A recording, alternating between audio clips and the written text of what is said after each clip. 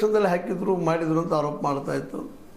ಇವತ್ತು ಹೋಯಿತು ಕಡೆಗೆ ಸೋಲಿಸೋಲು ಯಶಸ್ವಿಯಾಯಿತು ಬಿ ಜೆ ಪಿ ಇಡಿನ ಹಿಡ್ಕೊಂಡು ಕೇಜ್ರಿವಾಲ್ನ. ಈಗ ಅದು ಇವತ್ತು ಕುಲ್ಲ ಇದ್ದಾರೆ, ಖಾಲಿ ಇದ್ದಾರೆ ಕೇಜ್ರಿವಾಲ್. ಅವ್ರ ಮೇಲೆ ಈ ಒಂದು ಇಡಿ ಪ್ರಯೋಗ ಮಾಡಿಕೊಂಡು ಅವ್ರು ಇನ್ನೂ ಆದರೂ ಅವರ ಒಂದು ತಪ್ಪೇನು ಮಾಡಿದಾರ, ದುಡ್ಡು ಹೊಡೆದಿದ್ದು ಭ್ರಷ್ಟಾಚಾರ, ಅದನ್ನು ಪ್ರೂವ್ ಮಾಡೋಕ್ಕೆ ಆಗ್ತಾಯಿಲ್ಲ. ಅದೇ ರೀತಿ ಈ ಕೇಸ್ ಇದು ಸಹಿತ ಇದನ್ನೂ ಸಹ ಹಾಗೆ ಜಗ್ತಾ ಬಂದಿದ್ದಾರೆ. ಈಗಾಗಲೇ ನಿಮಗೆ ಗೊತ್ತದ ಪ್ರಿಯಾಂಕಾ ವಾಡ್ರಾ ಅವ್ರ ಗಂಡನ ಮೇಲೆ ವಾಡ್ರಾ ಅವರಾಗಿರ್ಬೋದು, ಸೋನಿಯಾ ಗಾಂಧಿ ಅವರಾಗಿರ್ಬೋದು, ರಾಹುಲ್ ಗಾಂಧಿ ಅವರಾಗಿರ್ಬೋದು, ಇವ್ರ ಮೇಲೆ ಸಹಿತ ಹರಿಯಾಣದ ಲ್ಯಾಂಡ್ ಗ್ರ್ಯಾಬಿಂಗ್ ಸ್ಕೇಲ್ ಇದು ಕೇಸ್ ಆಗಿರ್ಬೋದು. ಈಗಿದು ಇಡೀ ದಾಳಿ ಮಾಡಿಕೊಂಡು ನ್ಯಾಷನಲ್ ಹೆರಾಲ್ಡ್ದಲ್ಲಿ 2,000 ಕೋಟಿ ರೂಪಾಯಿ ವ್ಯವಹಾರ ಆಗಿದೆ ಅಂತ ಆರೋಪ ಮಾಡ್ತಾ ಇದ್ದಾರೆ.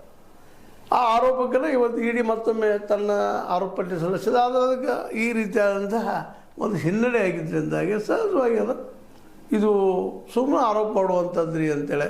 ಅದರಲ್ಲೂ ಕಾಂಗ್ರೆಸ್ನ ವಕ್ತಾರಿಯಾದಂತಹ ಸುಪ್ರಿಯಾ ತ್ರಿನೇತ್ ಅವರಂತೂ ಸ್ಪಷ್ಟವಾಗಿ ರಾಜಕೀಯ ಬೇಟೆ, ಇದು ರಾಜಕೀಯದ್ರಿ ಭೇಟಿ ಆಡೋದ್ರ ಮಾಡಿದಂಥ ಹೆಸರು ಕೆಡಿಸೋಂಥ ಕೆಲಸ, ಕಾಂಗ್ರೆಸ್ನ ಹೆಸರು ಕೆಡಿಸೋದು, ರಾಹುಲ್ ಗಾಂಧಿ ಅವ್ರದ್ದು, ಮತ್ತು ಜೊತೆಗೆ ಸೋನಿಯಾ ಗಾಂಧಿ ಅವ್ರ ಹೆಸರನ್ನು ಕೆಡಿಸುವಂಥ ಪ್ರಯತ್ನವನ್ನು ನಮ್ಮ ಈ ಮೋದಿ ಸರ್ಕಾರ ಮಾಡ್ತಾಯಿದೆ ಅನ್ನುವಂಥ ಆರೋಪ ಮಾಡ್ತಾ ಇದ್ದಾರೆ.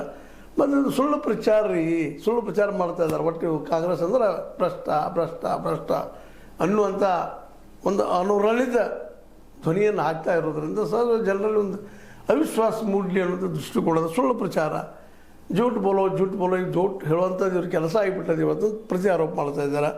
ಹೆಸರಿಗೆ ಕಳಂಕ ತರುವ ಆಧಾರ ರಹಿತ ಅಭಿಯಾನಕ್ಕೆ ಶುರು ಆಗಿದೆ. ಇದನ್ನೆಲ್ಲ ಮಾಡಿದರೂ